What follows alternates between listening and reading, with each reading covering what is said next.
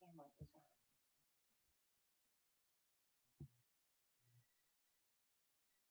There for a moment.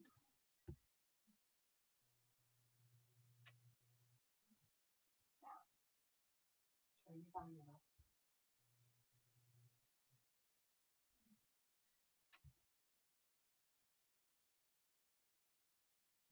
Oh. Now, you're there. Just go back to the see the volume buttons at the top row of keys up top on your keyboard.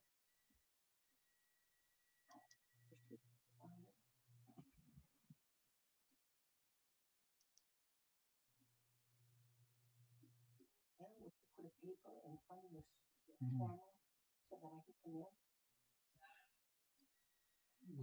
We're Okay.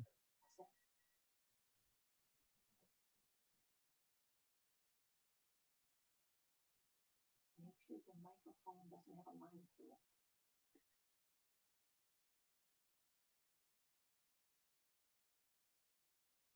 I am not needed. All right.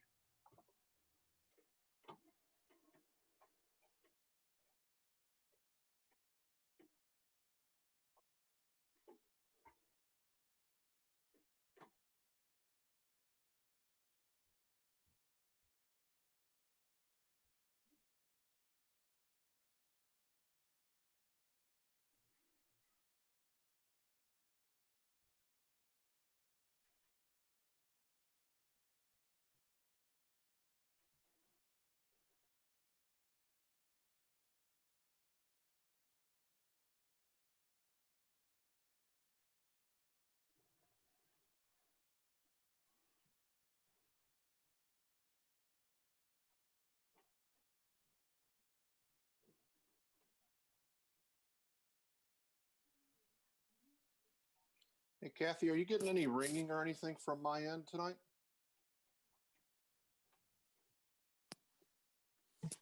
No. No? Okay. Yeah, you sound fine, David. Did you Kathy figure kept out what picking it up was? some, you know, I couldn't, but I did go in and reload the Zoom app. And Dan, I was able to load my name in there this time through the app. I don't know if that's popping up properly on your end or not. You did? Really? Wow. I can't figure that one out. So thank you. And Dan, just remember, I know Chris had the first remote meeting, but remember when Michelle does roll call, that every board member that is remote has to indicate that they are remote and that they are located in Chesterfield. That Open Meetings Act amendment requires it. Requires that we're in the township? No, it just requires that you stay where you are. In other words, you'd say, Oh, I see. David Joseph here, I'm in, wherever, Michigan. Okay. You just have to say city or township and then state. Great.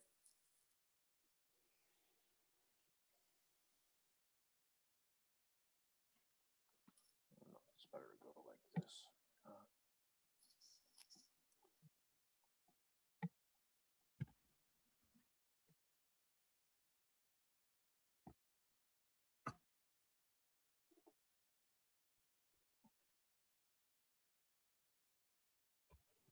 Bob, I did explain that to Cindy, and I think she heard you, but she was having some feedback in regards to that, so.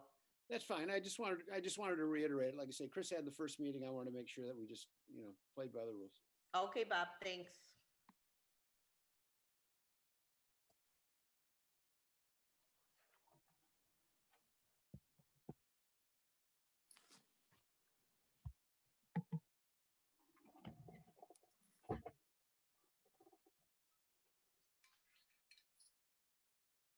Dan, do you want me to turn my video off and just leave the board on there? And if you need me, just ask.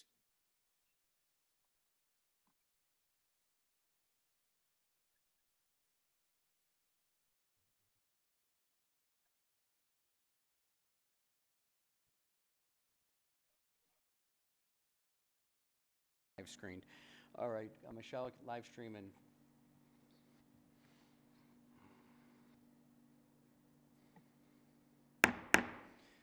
Call to order the regular board meeting of December 8th, 2020 at 7 p.m.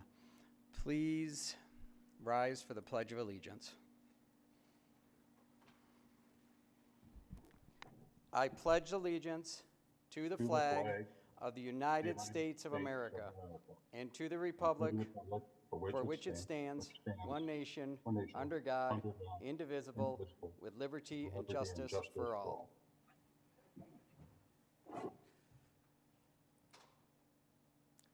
Clerk Barry, please call the roll. I think the Pledge of Allegiance is probably the hardest thing to do remotely. Clerk Barry, please call the roll. Clerk Barry, here, remoting in Chesterfield, Michigan. Trustee Anderson. Here from Chesterfield Township, Michigan. Trustee Joseph. Here, and I am in Chesterfield. Trustee Demink. Here from Chesterfield, Michigan. Trustee Vosberg.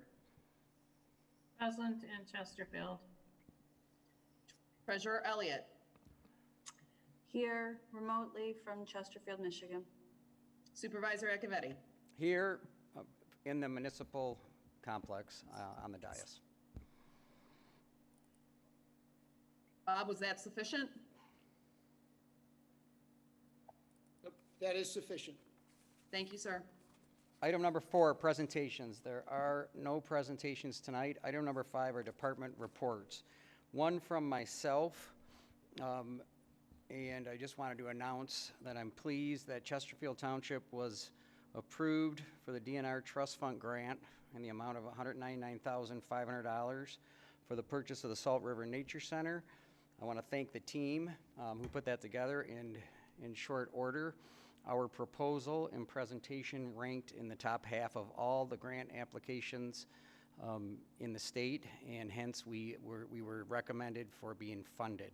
The actual appropriation of all DNR Trust Fund grants will occur next budget cycle for the state of Michigan. I am going to turn it over real quick to Director Sonnenberg before I move on to any other department reports. Director Sonnenberg. Thank you, sir. That is fantastic news, by the way, too, from the DNR Trust Fund grant. We just wanted to provide some updates to some projects and some open issues that we're dealing with right now. We'd like to start with a Brandenburg shoreline update. This video was taken that you can see right now about a month ago, just before the shoreline work started. So everybody kind of knows the conditions, but this is hopefully the last time you'll see something like this for a long, long time. But this next video was taken actually this afternoon. Dan, if you could go to the next video, that would be fantastic. This is the area just next to the pier. You can see that the topsoil has been removed and placed in those large piles that you see along Jefferson. You can see the floating yellow line in the water. That looks like actually the world's largest pool noodle. It's actually the curtain to help the sediment being held back. So we got that in place. And right now you can see that they are placing the geotextile separator fabric on the lake bottom, and they're putting it in place with stone. And this will take some time, but once this is complete, they'll actually start setting the larger riprap rock on top of the seawall. And as you look down the seawall, you can see where it bows. Those sections will actually be removed, but the current section you see will be encapsulated with stone.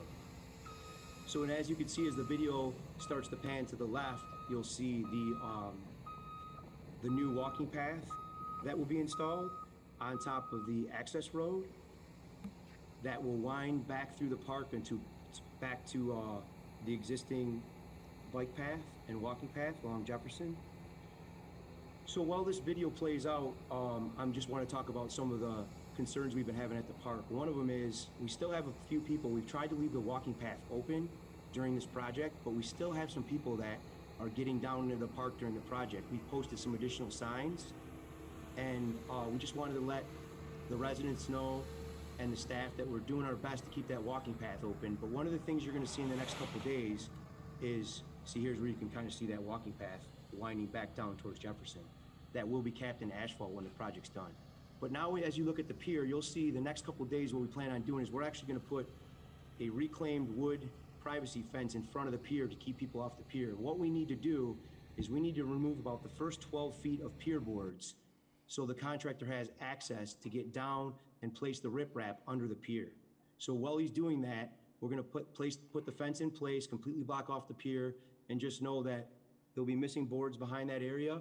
And once we complete that, we'll open it back up. We are going to do our best to post some additional signage. We probably will go ahead. There's a gate next to Miller Court.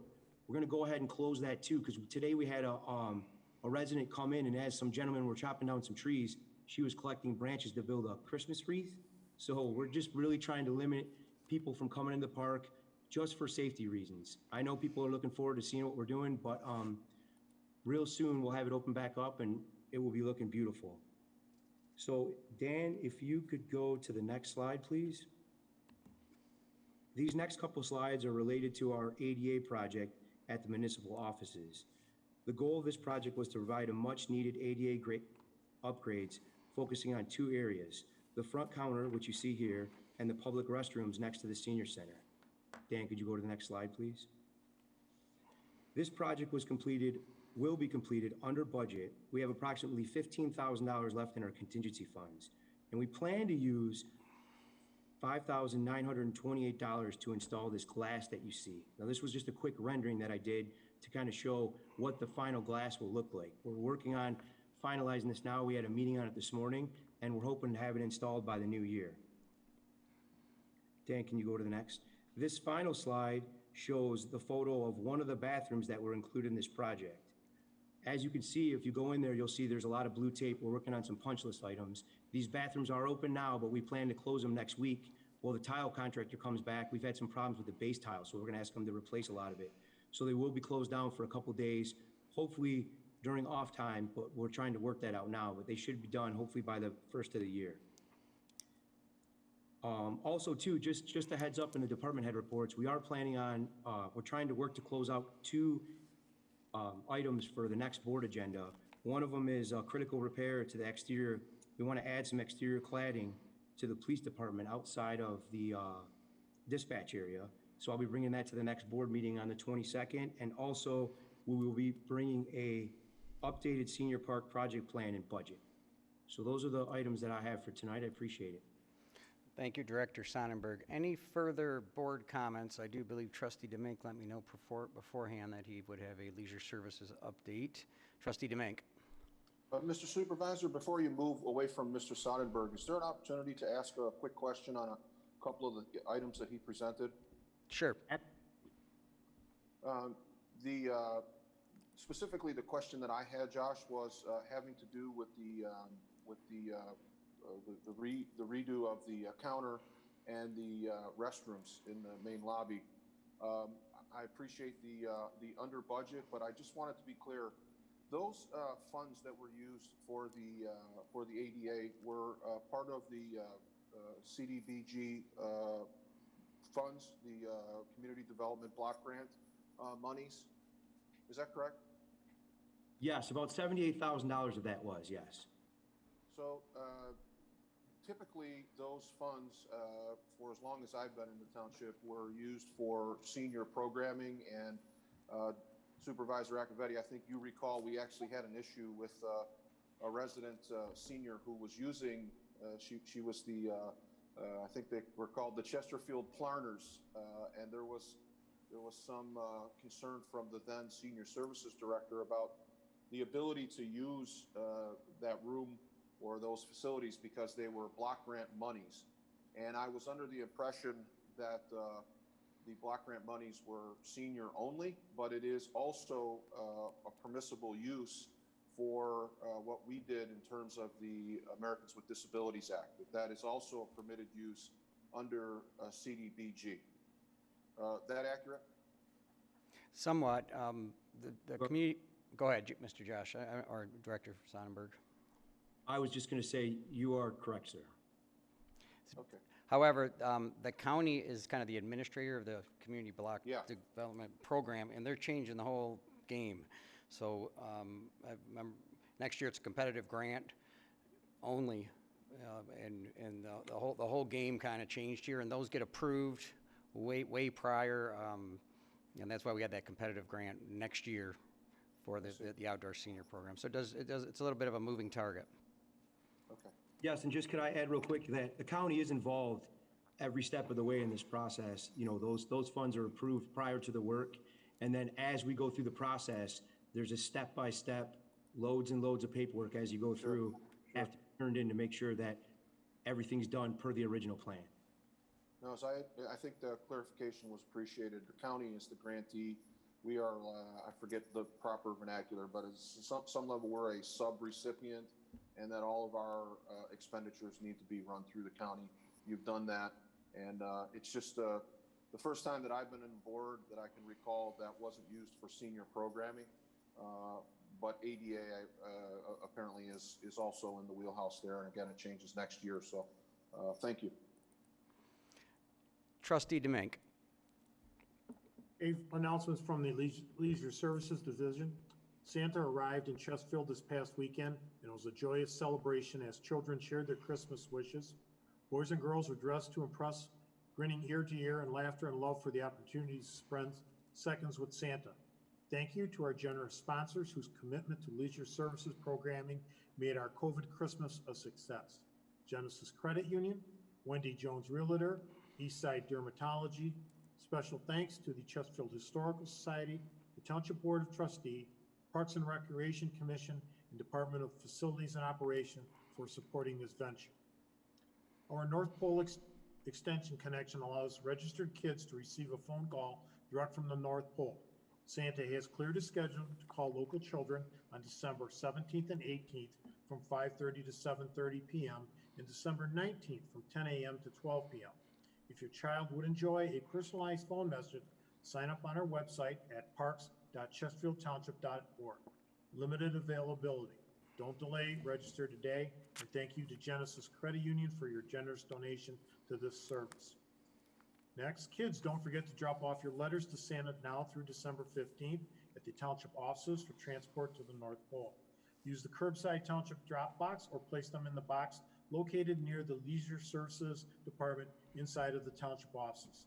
Santa's elves have the right connection for Santa, sponsored again by Genesis Credit Union. Boys and girls, get your colored pencils and crayons ready as the yearly holiday coloring contest time is here. Visit the website at parks.chesterfieldtownship.org or stop by the Chesterfield Township offices and get your coloring sheets. Entries are due by December 15th, and tradition is sponsored again by Genesis Credit Union. For the foreseeable future, the Chesterfield Township Senior Center will remain closed for walk-in activities. Follow our 12 Days of Christmas Grab and Go event on Facebook and learn how to be a recipient of our gift giving. We look forward to taking your registrations online, by phone, or appointment. Next, take, eat, and be merry cost-free senior curbside lunches to go on Thursday, December 17th from 11:30 a.m.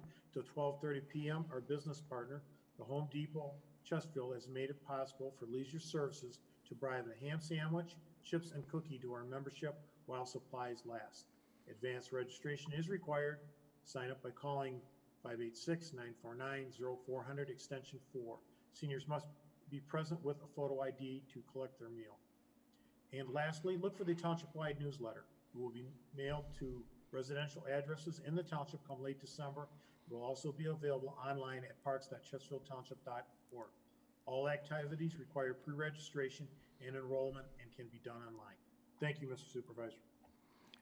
Thank you. Any further board or department Mr. reports? Supervisor. Trustee Anderson. Yeah, thank you. During the past year, much of the national defund the police hyperbole has apparently had a negative impact on many of those interested in a career in law enforcement. To that end, I'd like to thank Trustee Joseph for his highly positive public campaign defending our police that he put together here during the summer and fall. You might have seen the red bumper stickers that were throughout the township supporting the Chesterfield Police Department. In November, the department's oral board interviewed a list of candidates for positions within our department, and a short list of highly qualified individuals was formulated. Due to the high demand for outstanding law enforcement personnel, we've already lost a couple of these applicants to other departments. Hopefully, we'll be able to replace our existing numbers from these qualified individuals, and I'd like to thank the chief, Captain McNair, and the other members of that board for their diligent work to this end. Thank you. Thank you. Any further department reports? Trustee Joseph. Thank you, Mr. Supervisor. Just to add on to Trustee Anderson's presentation, our police liaison sort of relationship or roles as were assigned at the last board meeting are a bit bifurcated. Trustee Anderson serves as the alternate on the police liaison assignment. His duties, if you will, are basically to remain as previously, which was that Trustee Anderson sits in as a retired law enforcement officer and member of the board, obviously, on all interviews, and provides some consultation with the Public Safety Director, Kirsten, and the administrative team in the police department. We had our first meeting, liaison meeting, yesterday, December 7th, met with Sergeant Anderson, Trustee Anderson, Director Kirsten, Chief Miller from the fire department was present, as were Captain Franks and Captain McNair. It was, in essence, a bit of a administrative meeting. We talked about the role of the liaison, what the board may or may not be interested in terms of updated reports, and kind of developed a format, if you will, for how these meetings will be conducted. We're going to alternate sites. We're going to meet at the police station. We're going to meet at the fire department in alternating months. And Chief Director Kirsten has identified the administrative team that'll be working with Trustee Anderson and I. So we intend to bring to the board any issues that involve substantial sums of money, obviously, policies, procedures, equipment acquisitions or proposed equipment acquisitions. We'll be able to provide the board with some additional insight in addition to Director Kirsten's report. The most notable things that have occurred, I think we've covered fairly well. A good chunk of our conversation yesterday talked about the recent interviews, as Trustee Anderson mentioned, and the difficulty that the department is having in regards to recruitment. We are not, certainly not the highest paid, and we're losing solid candidates to neighboring communities who are offering different bonuses and an expedited step increase. So we're currently at 5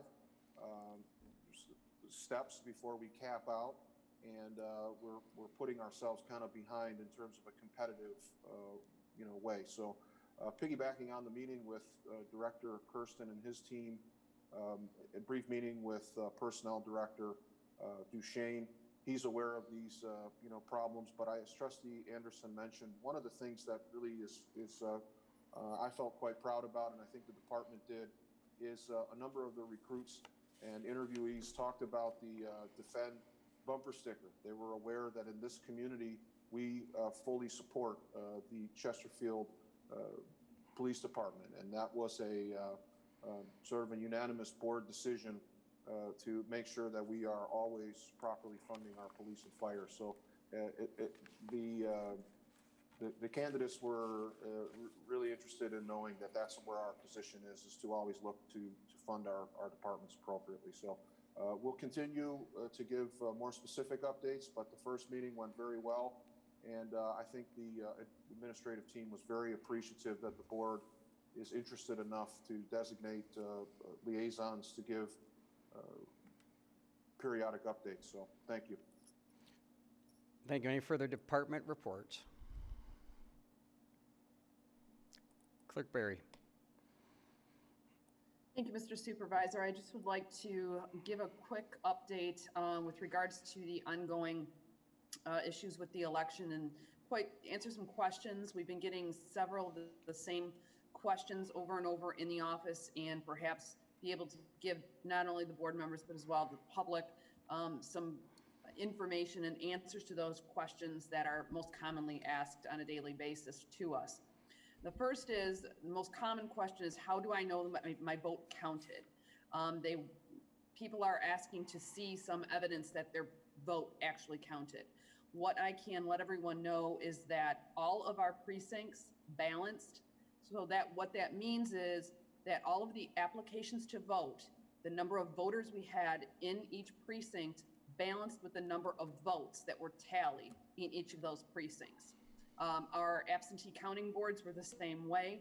We had one precinct in our AV counting room that was off 13 ballots the night of the election, but that was resolved very quickly, and we were able to ascertain what happened there, and all of those ballots were tallied on an audit. So we have complete balancing across the boards in all 19 of our in-precinct or in-person precincts, as well as all 19 of our absentee counting precincts as well. So every voter who filled out an application, either for an absentee ballot or an application to vote in person, all of those ballots matched and they all balance. So there's nothing that we can actually show you, because as you know, when you come in to vote on election day, you tear the stub off of that ballot. And once that stub is removed, there's no way to tell whose ballot that is. And that's obviously to protect the privacy of everyone's vote. So, but what we can tell you is that all of the numbers balanced. The number of voters matched the number of ballots cast. So I can assure that if you came to vote in person or whether you cast an absentee ballot, I can say with absolute certainty that that ballot counted. The results were then sent via modem to the Macomb County Clerk's office, and we also did a spot check there to make sure that the numbers that we transmitted on election day were in fact the numbers that were reported by the Macomb County Clerk. Once those are transmitted to the state, we have nothing to do with that, but I can assure you that we balanced here and that the numbers that we sent to the county matched the numbers that we recorded in the township on election night. So I hope that puts some people at ease as far as your votes here in Chesterfield Township were secured and counted accurately and properly. The other question that people have is, can I see my ballots? Can I see a ballot? Can I see my absentee envelope? We can show you the absentee ballot envelopes. Those are available for public inspection, as well as the applications to vote and all other election materials.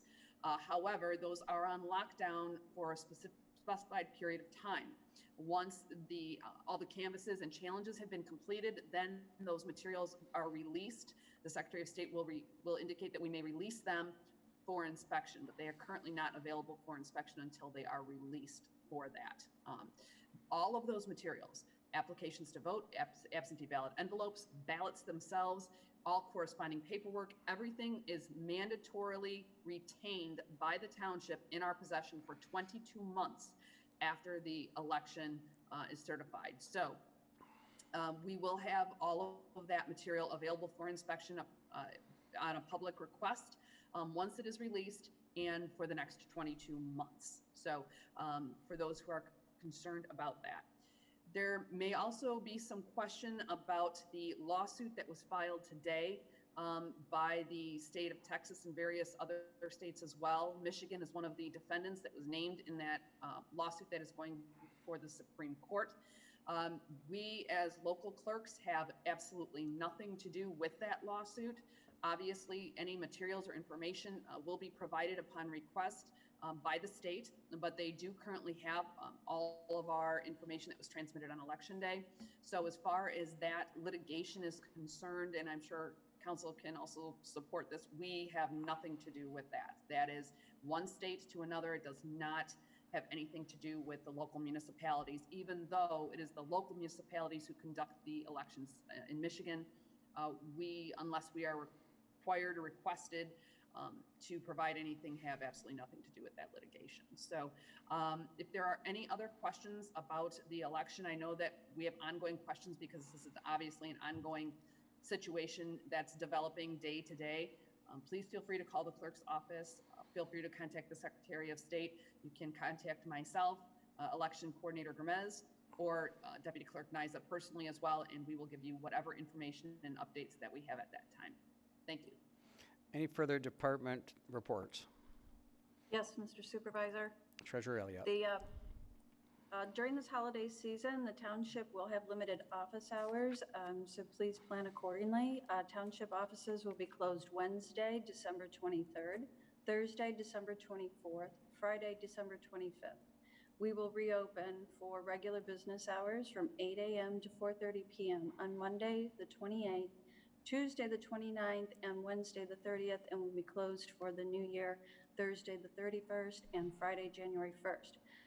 Please remember we have the convenient blue drop box out front and an online payment system.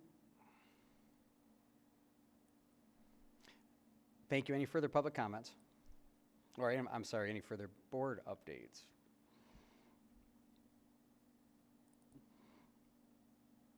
Let me do some resizing here for us. Item number 6 is the consent agenda. Clerk Berry. All items under the consent agenda are considered routine by the board and will be enacted in one motion. There is no separate discussion of these items. If discussion of any item is required by a board member, it will be removed from the consent agenda and considered separately. Public comments on the consent agenda items are permitted.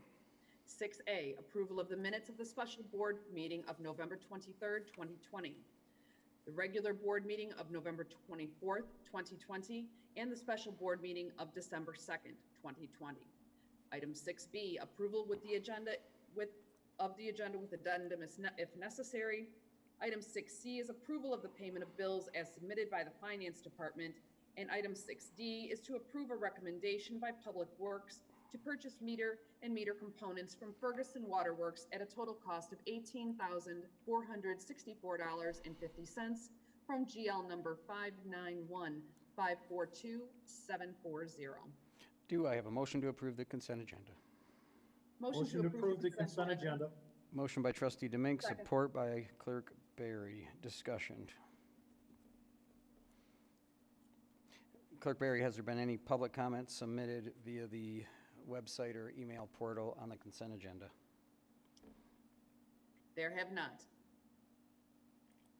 Motion by Trustee Demink, support by Clerk Berry to approve the consent agenda. Clerk Berry, please call the roll. Trustee Demink. Aye. Clerk Berry, aye. Trustee Anderson. Aye. Trustee Joseph. Sorry, aye. Trustee Bosford. Aye. Treasurer Elliott. Aye. Supervisor Acciavatti.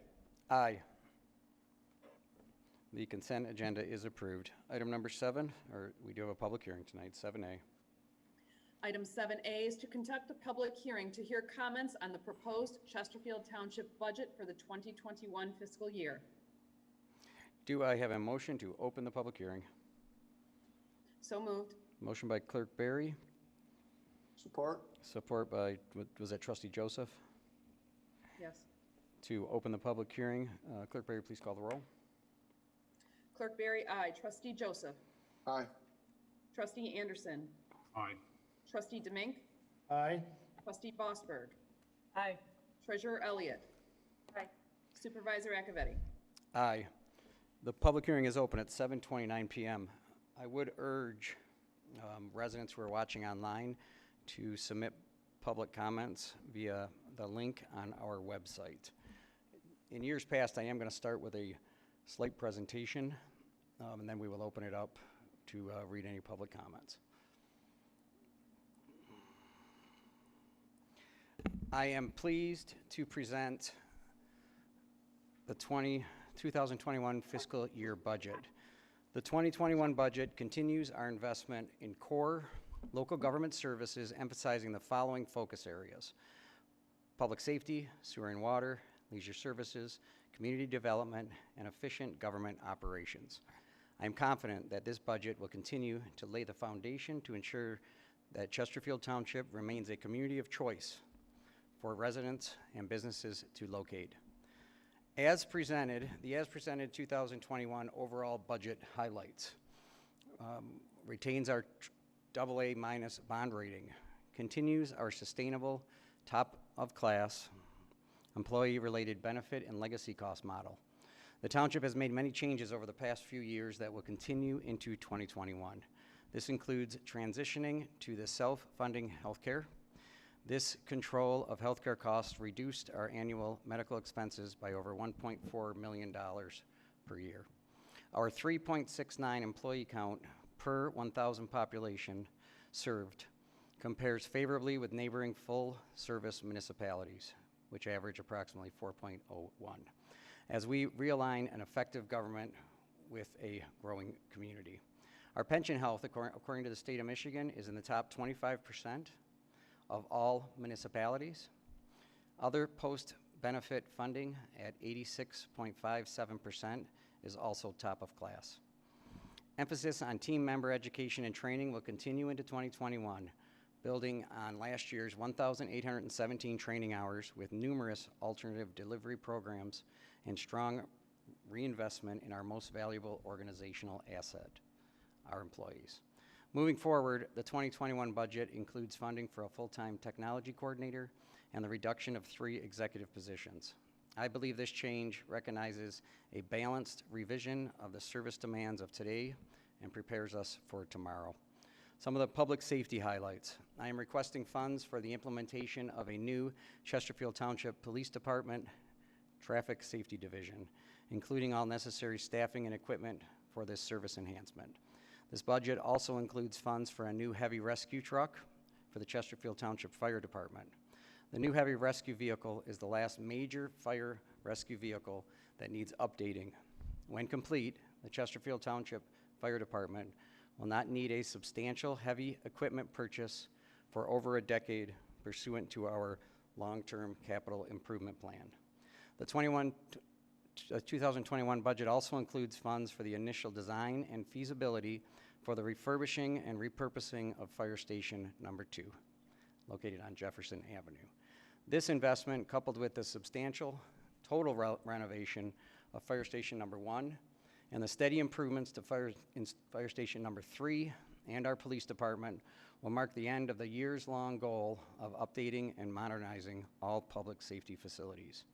As in my prior year budget proposals, we will continue to emphasize employee training and provide all necessary tools and technical equipment investments for our best-in-class public safety model. Public Works. My proposed 2021 budget continues to focus on investing and upgrading the Chesterfield Township municipal sanitary sewer and water main systems. The 2021 request continues our annual investment in cleaning, televising, and rehabilitation of our sanitary sewer system, along with maintaining our Chesterfield Township water system. We will continue to expand our GSI network and continue technology upgrades to ensure our water rates remain lowest in the region by providing our best practice service model.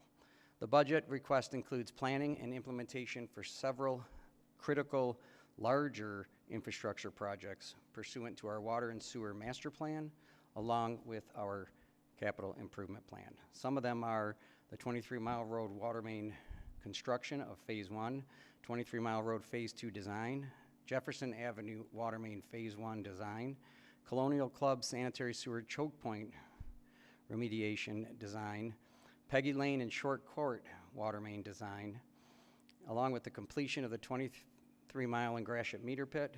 Actually, that's 25-mile and Gratiot meter pit, completion of the 23-mile road emergency water main repair at the Fish Creek, and the decommission of the Telstar lift station. The Water and Sewer Department requested budget also includes vehicle and equipment upgrades. The most substantial is the replacement of the 8-yard dump truck and replacement of the 20-plus-year-old multi-purpose water and sewer vehicle. The last major piece I want to touch base on is Township Park property and pedestrian path improvements. The proposed budget includes substantial investments in multiple Chesterfield Township properties, along with emphasis on improving our non-motorized path network and pedestrian safety.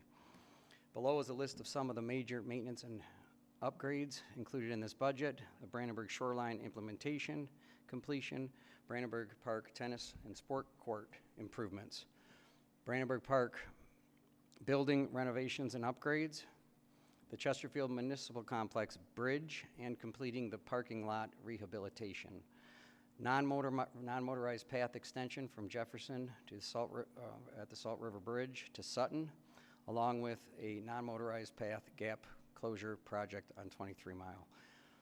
And finally, the Outdoor Senior Center Park project in coordination with the Community Development Block Grant Program. That is just a snapshot of everything that is in this budget. I am very proud of the township leadership for their tireless effort to work to ensure that Chesterfield remains a great place to be.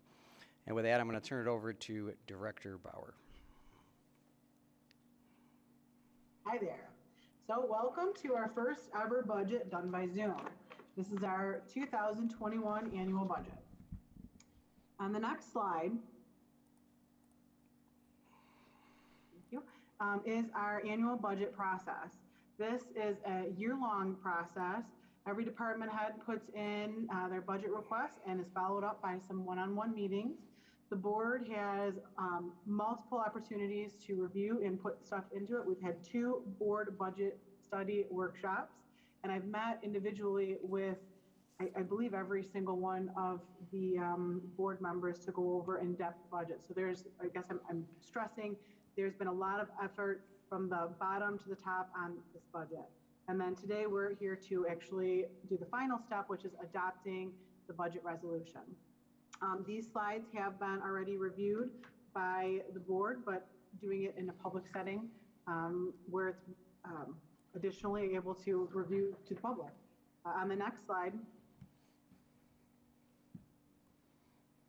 we have the overall draft for the 2021 budget summary. You can see that there's a total of 6 funds being approved tonight. 4 of those funds are modified accrual and 2 of them are enterprise funds.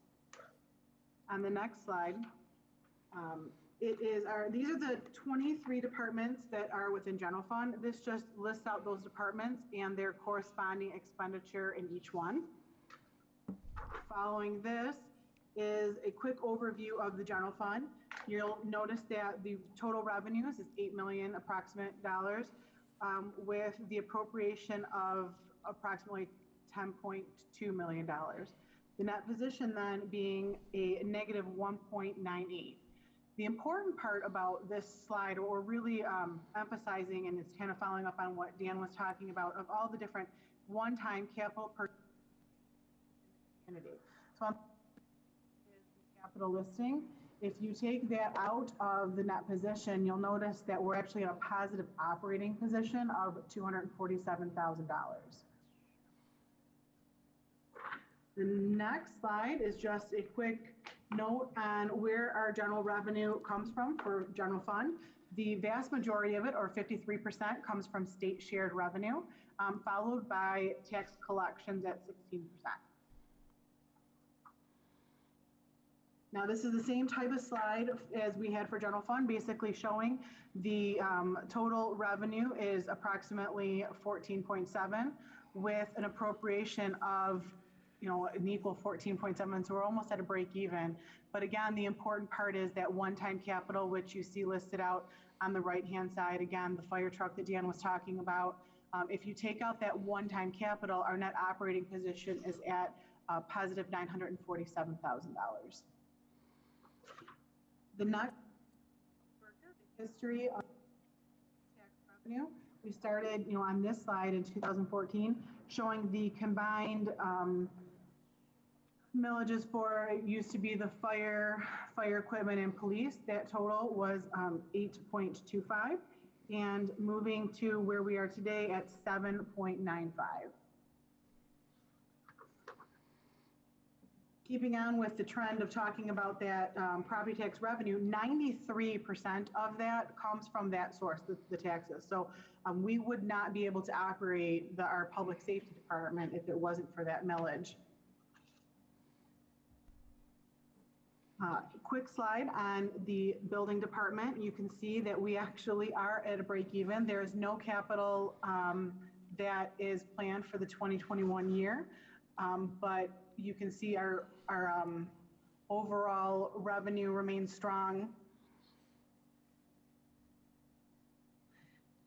Breaking out that revenue is 98% of it is from building permits. So this, or I'm sorry, from permits overall. 66 is building permits, followed by the electrical, heating, and plumbing. But again, the vast majority of it is all some type of permit. Our leisure services department is in 508, in Fund 508. And this is actually for programming only. In our part of the leisure services for staffing is in general fund. This is a way that the township can keep the costs or the programming lower for people.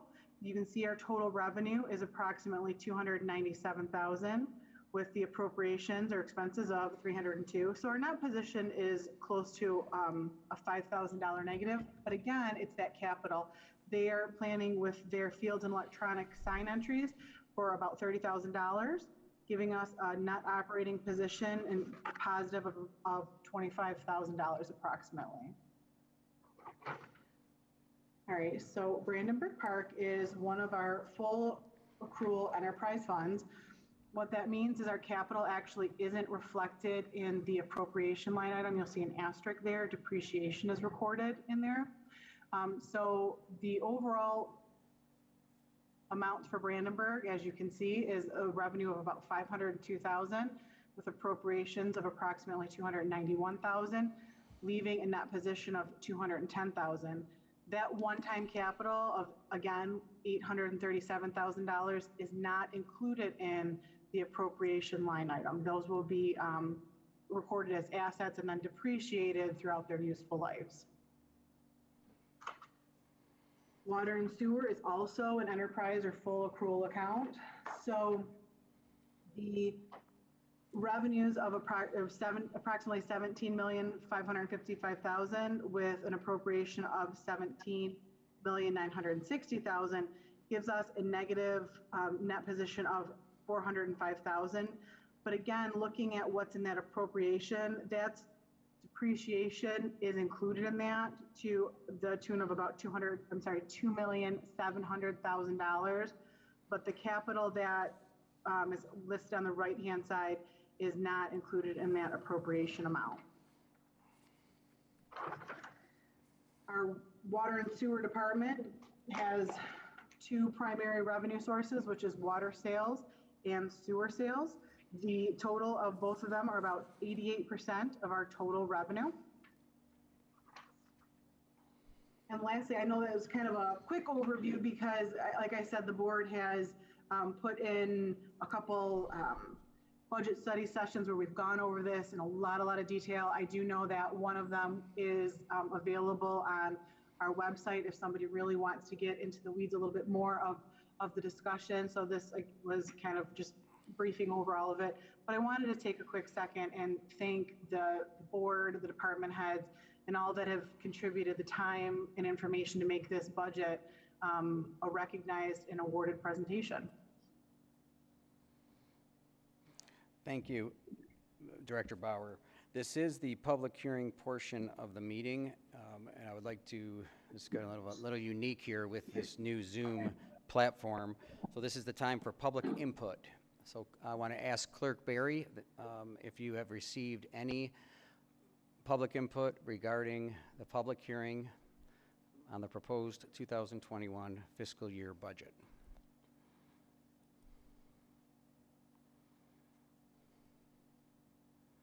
There have been no public comments received in relation to this item. With that, do I have a motion to close the public hearing? Motion to close the public hearing. Motion by Clerk Support. Berry, support by Trustee Vosberg to close the public hearing. Clerk Berry, will you please call the roll? Clerk Berry, aye. Trustee Vosberg. Aye. Trustee Anderson. Aye. Trustee Joseph. Aye. Trustee Demink.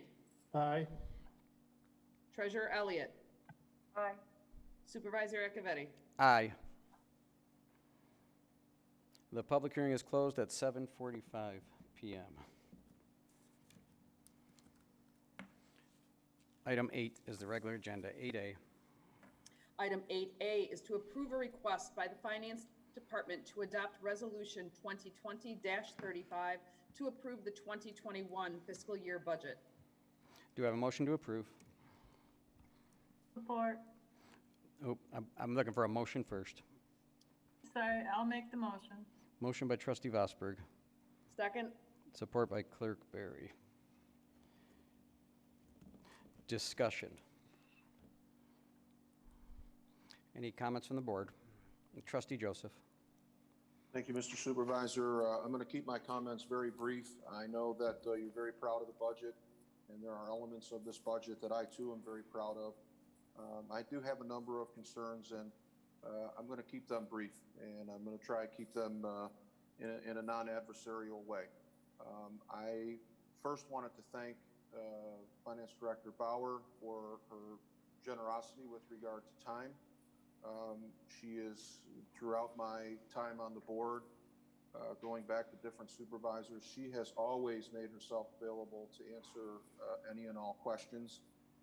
She's one of those very rare people that enjoys, a high level of scrutiny and numbers. So I spent some time with her recently, and she was concerned about my concerns on the budget, and I think she must have asked me 5 different times in several different ways, what can I do to answer your questions? And the answer that I hope that she understood my position had really nothing to do with her work. She, to some degree, is not a member of the board. She offers really no political commentary on the numbers. They don't lie. They are just very straightforward. And she acts at the pleasure of the board, at the direction of the board. So where we agree to put money and to put resources and to spend the taxpayers' money is not necessarily her role. She acts in a very prudent financial and accounting manner. She makes sure that our budget passes audit and scrutiny from an outside vendor. She's done that amazingly well. And so even though the agenda item is to pass the budget as presented by the finance director, this budget is the culmination of the entire board. It is done with the direction of the board. So I say that only because my opposition to the budget is, I think, clearly in the minority, having caucused with some of my fellow board members. But I would just like to point out a couple of areas of concern. One, Mr. Supervisor, I know you're very proud of the FTEs in comparison to neighboring communities. The difficulty that I've seen is a increase in FTEs in areas that I don't see support the mission, specific to leisure services as my first example. In 2019, kind of throwing out 2020 as a transition year, and in discussions with Director Bauer, it's very difficult to compare apples to apples when you have a full-on transition. And the transition, of course, is a combination of the senior services and Parks and Recreation. Those combined to form leisure services, and we had some carryover in 2020. But when you look at 2019, we had a director and an assistant director in senior services. We had a director and an assistant director in Parks and Rec. We also had 2 additional support staff in Parks and Rec. We now talk about our emphasis on leisure services and moving forward and all the great things that we would like to do. And we have reduced the staffing in leisure services. So what was once done by 6 people is now done by 4. We've done that with increased responsibilities in some areas and increased salaries. And now we're transitioning to FTEs at a higher rate over to the IT department, or soon to be created IT department. We have a lot of staff, in talking with Director Duchesne, we have a lot of staff in the building, and perhaps moving forward, maybe something Director Bauer and I spoke about is maybe more inclusiveness with the board on who staff are. We get updates from the supervisor's office that talk about events in the township, casual days, birthdays, things like that. But I think far more significant is a new employee and what that employee does and what the value add is to the community with a new director level position. And we have several of them. I'm concerned about how we talk about a new senior center or a new community center, and we don't seem to be ramping up our Parks and Rec or our leisure services staff to accommodate that. We have no plan, at least as far as I could determine from my conversation with our HR director, of how we intend to accommodate this increased programming and this increased services provided by leisure services with reducing the staff by over 30% from what the 2 departments once had. Secondly, I am very concerned about DPW and our water rates, and I don't know how. And again, I won't go much longer, and I don't think I'm going to get an answer to all of these questions to my satisfaction tonight because they've been lingering questions. I don't believe that this budget is sustainable without a very, very significant increase in water rates. And I think the taxpayers will see, and the water customers will see where these programs and these employees and the funding for this budget comes from when they see the increased water rates that I believe are on tap. I think they are a must in order to facilitate this budget. Lastly, I am encouraged by the board's support for our public safety. We have many disagreements in many other areas, but I think fundamentally there is some belief, some strong core beliefs that our number 1 job is to protect our residents. And so a commitment, unified commitment from the board in the area of public safety, both police and fire, seems to be a commitment that is shared by all of my fellow board members. So I am grateful for that. And I'm going to reserve the balance of my comments for round 2, if there is one. Otherwise, I plan to just sort of state these objections, and I will be a no vote on this budget. Thank you, sir. Any further board comments on the item 8A? Yeah, Mr. Supervisor. Trustee Anderson. Thank you. I concur with some of the items on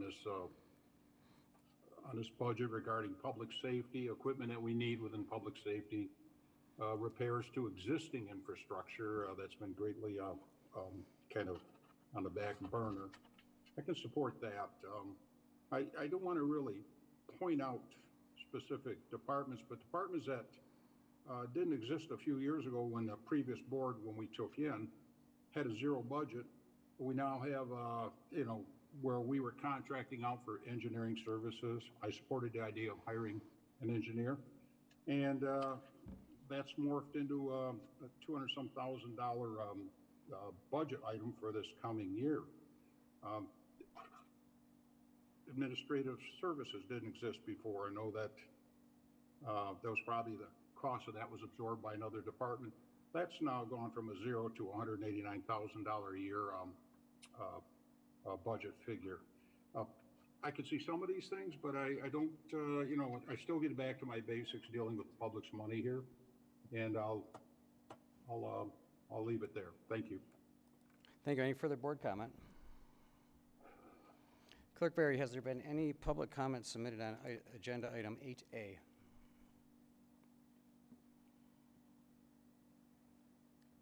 There have been no public comments submitted on this agenda item.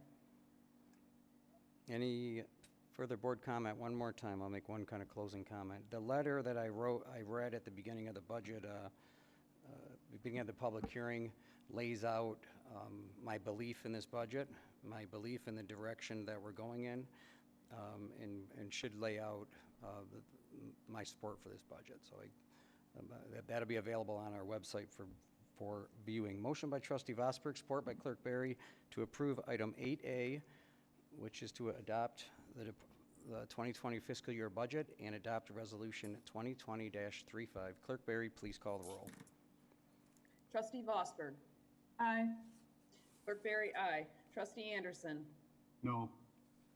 Trustee Joseph. No. Trustee Demink. Aye. Treasurer Elliott. Aye. Supervisor Acciavatti. Aye. Motion, did you call yourself Clerk Barry? Oh, yes, you did. Yes, I was the second on the motion. Motion passes. Item 8B. Item 8B is to approve the Finance Department's request for final budget amendments to the 2020 budget. Do I have a motion? Motion to approve as stated. Motion by Clerk Barry.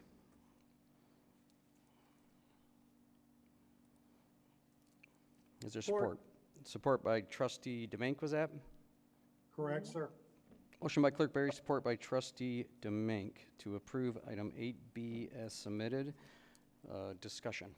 And Director Bauer is here if you have any specific line items that you'd like to speak about. I can just give a quick highlight in this budget. Actually, the amendments on the right-hand side, each individual amendment does have a high-level detail on it. I know I spoke to a lot of the board members on these items, but included in this budget amendments are all of our COVID grant expenses. Per the grant requirements, these purchases could not have already been budgeted for, so they would need an amendment. Total, we have about, up to date, about $750,000 worth of grant revenue coming in.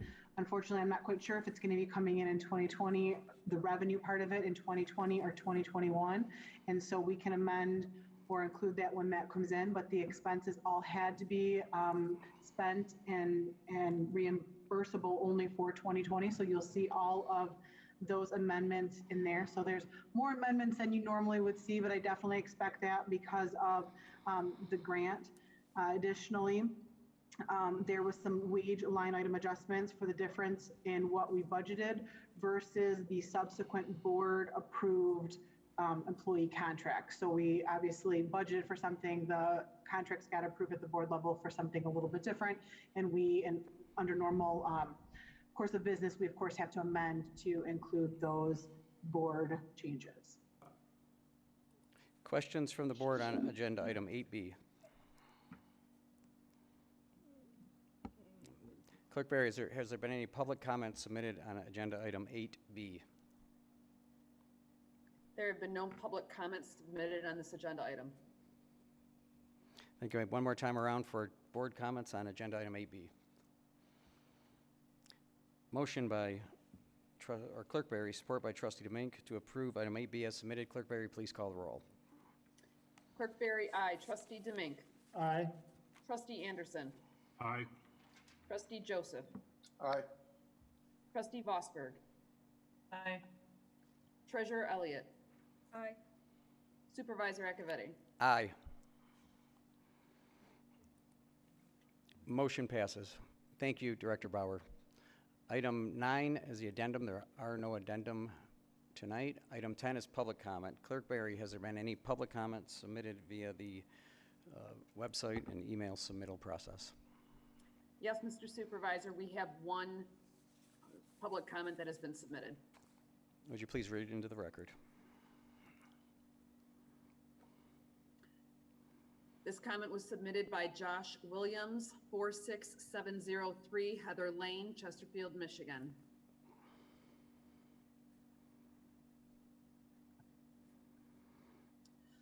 First, I'd like to congratulate you all on your re-election. My name is Josh Williams, co-owner of Axiom Crafted LLC. We currently have State of Michigan pre-qualification for our recreational marijuana business and are now looking for a municipality that will allow us to operate. Our company is focused on cultivation and looking for an appropriately zoned small industrial building for our operations. As a Chesterfield homeowner with my wife and two children, I feel secure here and would love the opportunity to become a business owner in the township and add to its prosperity. I am inquiring about the status of the township's marijuana ordinance and about the possibility of future changes, growth, and business opportunities. I understand that the MMFLA is very in-depth, but also provides each municipality the opportunity to draft its own customized ordinance to opt in, out, or limit any type of licenses.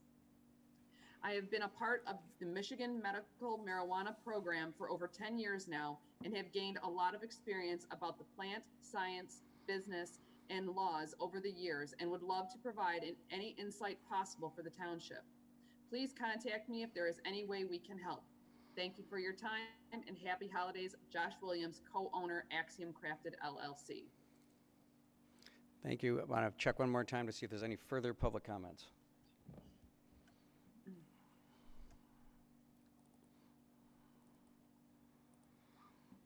There have been no further comments submitted, Mr. Supervisor. Okay, thank you, Clerk Barry. Item number 11 is board comments. Trustee Anderson. Thank you. During our comments on the budget, I expressed what I do support within that budget.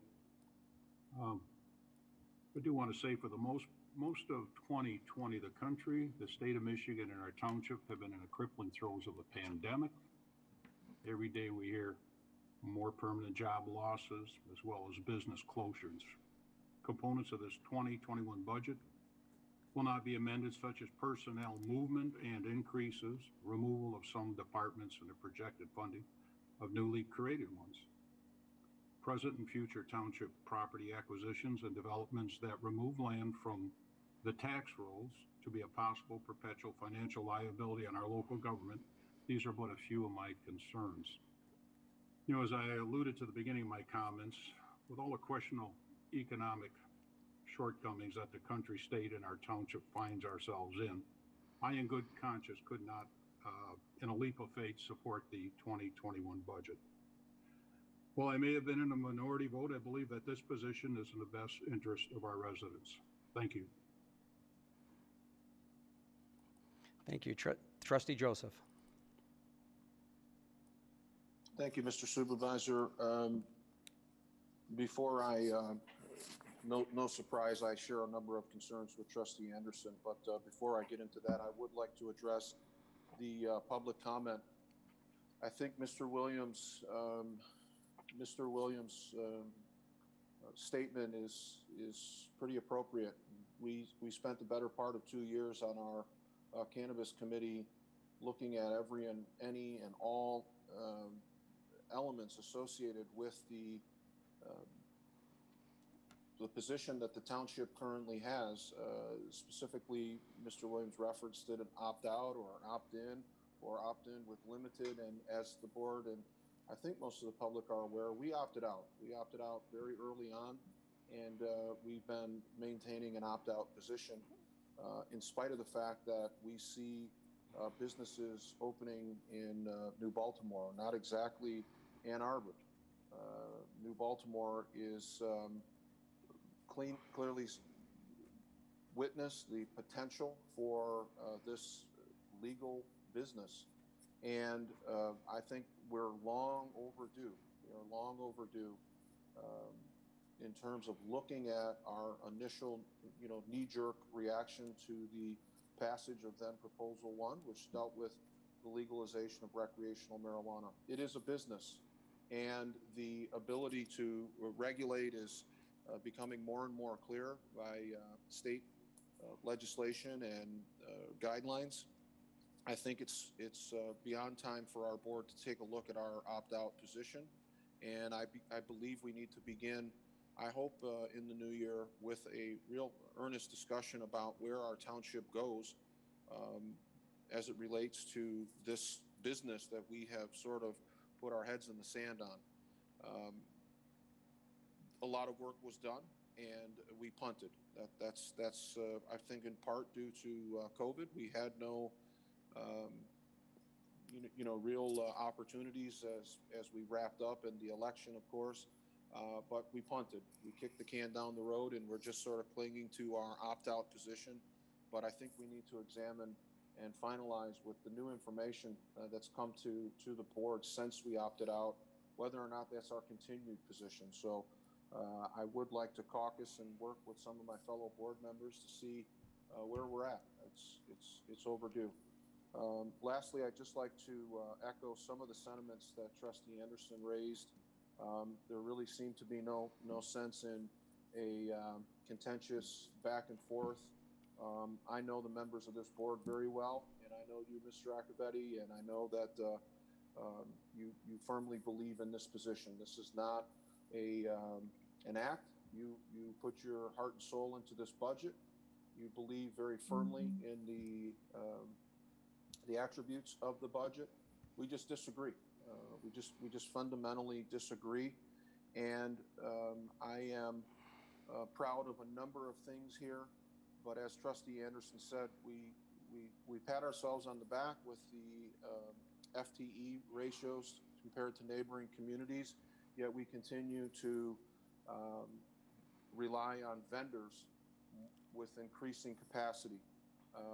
We are elevating positions, and I'm worried about the tone in the workforce. Talking with the employees, it appears that we are potentially running into different rules for different employees. Employees that are sort of select and preferred get work rule accommodations that aren't available to other employees, and there's a division among the staff that is disconcerting to see. We have, just as one example, we have arguably our most senior, skilled DPW employee, union member, but somebody that's been with the township for decades. He is assigned to garbage carts. He maintains a garbage cart initiative, and the rub here, the garbage carts are housed in a facility that this board voted to mothball and remove, and I'm speaking of the former DPW site. We prepared that site for sale. We prepared that site. We removed potentially toxic and environmentally unsound gas tanks and went to a fleet system with an outside vendor with the intent, long-term plan of getting that property on the tax rolls. It now houses garbage carts that consume massive amounts of time and energy. And you know, it's a small portion of the budget in the grand scheme of things, but it speaks to efficiencies, and I'm concerned about those. Trustee Anderson pointed out that we brought in an in-house engineer, and I don't know that we're fully utilizing his talents, and I see an ever-increasing reliance on vendors. The infusion of the F&O acquisition that we brought on several years ago, to me, I supported that wholeheartedly because that was, in my opinion, very low-hanging fruit. We had a number of areas where our buildings and our most expensive assets were neglected, and we needed somebody with skill and insight to go through and give us a real assessment, our HVAC system in particular, in our own township offices. That person came in a department that didn't exist and now has several staff that report to him. Last year in 2019, we realigned that department and we moved out the F&O, and that person now spends, I think, the entirety of his existence in special projects. So there's in my opinion, a lot of sizzle and not enough steak here, and I really don't know how we fulfill our budget obligations without a dramatic increase in water rates, and the growing of government is problematic for me. So I believe there are plenty of projects that remain that excite me, and they are areas that I think, Mr. Supervisor, you and I share compatible passion for. We're on the same page, and in so many areas that I think I'd like to spend at least 2021 and the remainder of our time together focusing on the areas that we have agreement, and respectfully disagreeing when we don't. And again, I appreciate the rebuttal, if you will, and I I did learn some things from your initial presentation and some of the statistics that you offered in the beginning of the budget presentation. So I thank you for that, and I appreciate the work again that was done by the finance team in preparation for this budget. So thank you, Ms. Bauer. Thank you, sir. Trustee DeVank. I'd like to thank Vicki Bauer for her work on the budget and getting all this in her presentation tonight. I think this board is working forward to make Chesterfield a better place and keeping our budgets in line. Thank you, Mr. Supervisor. Trustee Vosberg. Thank you, Mr. Supervisor. I'd like to offer kudos to those that had the vision, the foresight, and also the grant writing skills so that we would be able to be awarded the grant, the purchasing of the Salt River Nature Center. So thank you to all who were involved in that. And also thank you to Vicki Bauer for all the work on the budget and all the department heads who had to also submit all the information and take a look at what they needed for this year and then future years. So thank you all very much. Clerk Barry. Thank you, Mr. Supervisor. I'd like to take this opportunity to thank the board for approving unanimously the budget amendments for 2020. I know that the elections department in particular had a considerable amount of amendments in this particular budget because of COVID and because of the other special circumstances surrounding the 2020 election cycle. And I want to thank you so much for that. I know there were a lot of them, and we did the best we could to manage all of those things, and I appreciate the board's recognition of that. Thank you. Treasurer Elliott.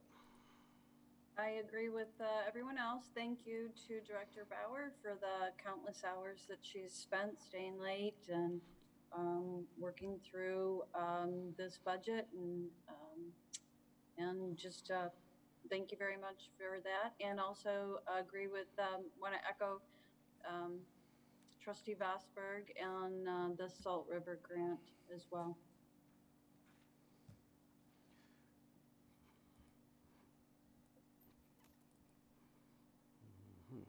Kind of harder when there's so much going on up here. Couple comments I want to follow up on. I guess I'm not surprised with the no vote again for the second year in a row from a couple of the board members. I do respect their vote, their opinion. However, I do take exception to a couple of things, and this is an extension really of the last 4 years. It should be noted that we as a board essentially get one opportunity to fund our public safety department, to fund our police, and that is this budget. Last year and this year. That funds record funding last year, higher record funding this year by nearly $1 million. So the no vote on the entire budget for what I would consider misunderstandings is very dangerous, short-sighted, and pretty ridiculous. Some comments were made on leisure services and parks and recreation. You just got to look around the world right now. The municipal model and focus areas that are being hit the most are essentially those recreation and leisure services departments. Time and time again, everything else must go on. Public safety, building projects. There's actually opportunity in this pandemic for a lot of other government functions, park improvements and whatnot. But when it comes to actual programming, we are in a very, very fortunate position that the repurposing and the right sizing of that department and the substantial amount of planning that is going on. And I'm sure if you popped into a Parks and Rec commission, you would see the future here. And that is going to be trying to nail one of the biggest left undone things, and that's going to be a recreation center that is functional for our community to replace the youth center, which is just not. So I am disappointed in that no vote on a number of fronts. Water rates. I mean, this was obviously one that is easy to demagogue on, right? Nobody likes water rates, and every community around Metro Detroit has this issue. The facts are the facts, though. Chesterfield Township has one of the, if not the, lowest water rates in the entire region. The intent is to keep it that way through effective asset management and making good, smart decisions. The engineer, that is something that 4 years ago, I wasn't necessarily on board with. However, Trustee Anderson, Trustee Joseph, former Treasurer LaFata, we came up with a plan to create an engineering department. And that engineering department is paying dividends to the tunes of hundreds of thousands of dollars a year. The millions and millions of dollars worth of infrastructure projects need engineering. They need design, they need testing, they need quality control, and this is a requirement for any heavy civil engineering project. And time again, this seems to come up. Another question was on information technology, and I know I said rec center is kind of an unchecked item. Another one is IT. That we've looked at virtually every professional service vendor throughout in the prior term, except for the biggie, and that is information technology. That is, we have a great program now. However, that vendor and that model, spanning it over all of our focus areas, police, DPW, and our general fund, is one that needs to be looked at. If we fall behind on technology and communication, we are not going to continue where we are, which is a best practice community with low competitive taxes and lowest in region water rates. So I know the buildup is coming because I can see it from 100 miles away. When there's a water rate increase passed down from Great Lakes Water or passed down from Macomb County fixed costs, or there's a project like a water main project, a sewer project, that if you're not doing these projects and maintaining them, you're in for real trouble. I understand the opposition to the shoreline project, the parks. It's just not something that I am opposed to. And I guess I can understand the opposition to non-motorized path expansions. But one thing I know for sure is every survey, whether it's our Parks and Rec master plan, land use master plan, just about everywhere I go, what I think is holding us back the most as a community is our non-connectability from a pedestrian safety standpoint. It needs to be a substantial investment here. I understand that some don't believe in that. I do. I will continue to support that. The last comment that was made was the public comment on the Cannabis Committee. I would like to, or the marijuana issue. I do intend, I've had very preliminary conversations with Clerk Barry. The Cannabis Committee did expire on November 14th with the former board. I am all ears to reopening up that conversation. I think it's important due to the maze that we're still in. Proceeding slowly and thoughtfully in that committee coming back together, I think, is the right way to go. All you gotta do is look around us. A lot of information on site. You can go to the Lara site and the marijuana licensing site and see where these facilities are popping up, and you can just pick up the newspaper and see the multiple lawsuits and concerns going around as this new budding industry kind of sorts its way out. So I'm all ears when it comes to continuing that discussion, because one thing's for sure, we have got to get that right when the time comes. And the important part there, from my perspective, is when the time comes. So I'm all ears on that one. Thank you, Director Bauer, and to each and every department head. This budget is a living, breathing document. Couldn't be prouder of how strong it is now, and how far that we've come. And a lot of that's the process. It's the weekly tearing apart each fund. It's the maximizing via grants. I really appreciate Trustee Vosberg's comments on the grants. These things don't just happen. The shoreline with $1.5 million in a grant there to restore that. The Salt River Nature Center ranking as high as it does. the rest of the state, when we tell the story correctly, sees the real jewel that we have here. And it's evident with those grants. And I just couldn't be prouder of the entire team. So I thank you very, very much. The last item is adjournment. Next regular board meeting is December 8th, 2020. Oh, no, I'm sorry. December 22nd, 2020. That meeting will most likely be under this Zoom platform again due to the extension of the governor's latest stay-at-home orders. Do I have a motion to adjourn? Motion by trustee Joseph, support by trustee Vosberg to adjourn. All those in favor signify by saying aye. Aye. Aye. Opposed by saying nay. We are adjourned at 8:20 p.m. Good night. Night.